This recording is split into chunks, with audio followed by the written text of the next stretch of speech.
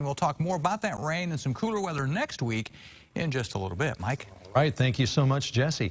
Time now for another tribute to a hometown hero. And this veteran, well, he's gained some attention lately. Last week, 104-year-old Ned B. Kent received the Sagamore of the Wabash.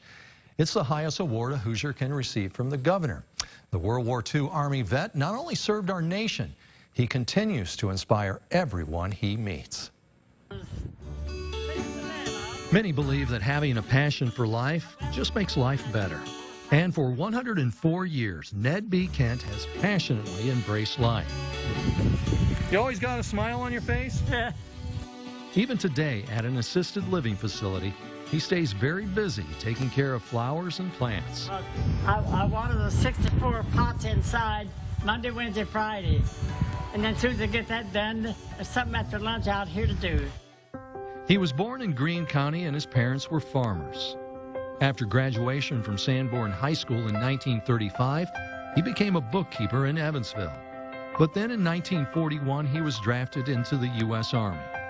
Because of his office skills, he was assigned to clerical duty at Fort Benjamin Harrison in Indiana. When they interviewed me after I had gotten my uniform, it had an AGO card number 20 where all of my information was written on. And they read on there that I could type and take shorthand and said, oh, we need somebody like that. Then in 1943, he was informed by his sergeant that he was being shipped overseas. Sergeant Jenkins kept saying, well, Kent, it's best nice knowing you. And I thought, well, it looks like we're going to have to go. He was based in North Africa and kept records for the Army. It's amazing that even today, nearly 80 years later, he remembers details about, well, just about everything.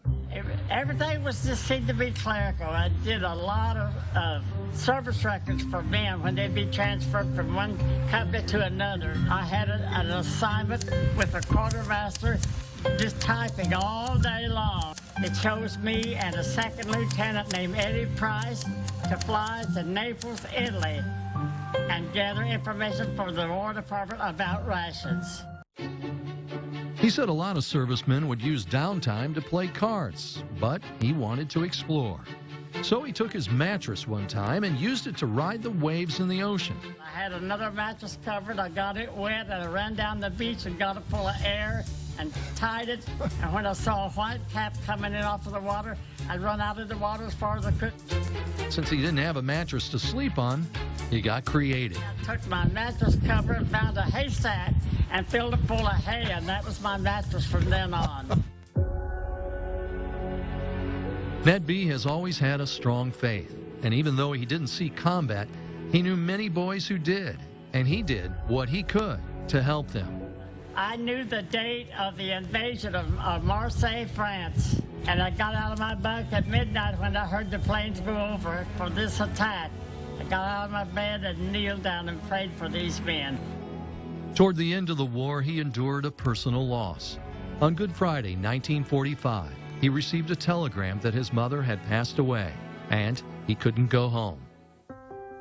Later that year, he went back to the States, and during the Atlantic crossing, he learned of the bombings of Hiroshima and Nagasaki. He was thankful the war was over, and the sight of Lady Liberty is something he'll never forget. And then when we got to see the Statue of Liberty, we threw her a kiss.